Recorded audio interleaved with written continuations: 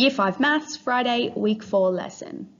In today's lesson, we are learning to convert fractions to decimals. For you to be successful, you need to be able to identify tenths and hundredths in a fraction, record a fraction using tenths and hundredths, and convert fractions to decimals. Alright, so let's start off by having a look at converting from fractions to decimals. So here we have a whole split into 10 equal-sized pieces. Each piece represents a tenth. So when we represent it as a fraction, as we can see, we have our 1 on top with our 10 underneath. Our 1 is our numerator and our 10 is our denominator. We can then represent that 1/10 as a decimal at 0.1. Okay, so in our first one, if we have a look, we can see that 3 out of our 10 pieces are shaded. So that means that because we have the 10 pieces, we have 10 as our denominator, and we will have 3 to represent the 3 shaded pieces as our numerator, which means we then would change it to our decimal. Because we have our 3/10, it would be 0.3 to represent 3/10. If we move to our second one here, even though they're not together, there is still 5 shaded pieces, which means that 5/10 are shaded. So once again, because we have 10 pieces, our denominator will be the 10 and our numerator will be 5. Who can tell me how we would represent this in a decimal? Have a go yourself. That's right, it would be 0.5. because 0.5 represents 5/10. In our third one, we have 2 shaded parts out of our 10 pieces. So we would have 10 as our denominator again, because that's the amount of pieces, and our top numerator would be 2 because we have shaded in 2 of our 10 pieces. To represent this in a decimal, it would be 0.2. Okay, so now we're going to move on to looking at a slightly different representation of our fractions on a whole. So first we're going to start off with this square being split into our 10 equal pieces. So very similar to the activity we just did. So each section of this square represents a tenth. This shape represents a whole because there are 10 tenths in a whole and we have 10 equal-sized pieces. So if we move on, we're now having a look at hundredths. So we have the same size square here. However, instead of being split into 10 equal pieces, it is split into 100 equal pieces.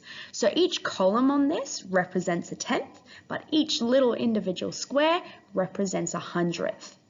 This whole shape as a whole represents 1 because there are 100 hundredths and 10 tenths in our whole. If we move on to looking at converting fractions in tenths and hundredths. So the first one is split into our 10 equal pieces. So we are working with tenths for this one. You can see here that 5 out of our 10 equal sized pieces are shaded in. So what is going to be our denominator for this one? So that's the amount of pieces the whole shape is split into. That's right, we'll be splitting it into 10 equal sized pieces. So our denominator is 10. How many shaded pieces do we have in our whole? That's right, we have 5, so that will be our numerator. Now, because we're working with tenths at the moment, we're going to do the same, work with our decimals. So the decimal representation for this fraction will be 0.5. Now, if we move down to that bottom display, we are working with hundredths. However, first we're going to look at just how many columns are shaded in. So you can see that the darker purple shows that there are 3 full columns shaded in. This represents 3/10, but because we're working with hundredths, we're going to put it in our hundredths. So that represents 30. So 30 little squares are colored in that dark purple. So we're going to put in this first bit, we're going to do 30 and 100 as our denominator.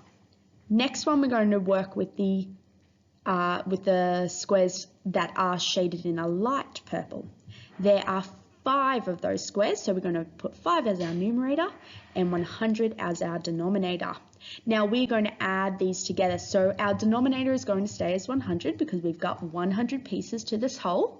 However, we're going to add 30 and 5 together, which gives us 35. Great job.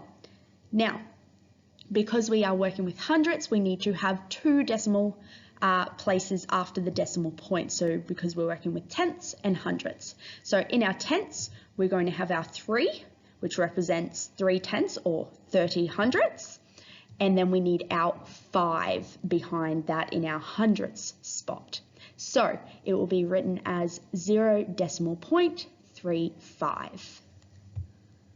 Okay, so now I want you to go and have a go at doing these ones yourself. And then once you've done that, you have your own worksheet to go and do with some similar activities on them.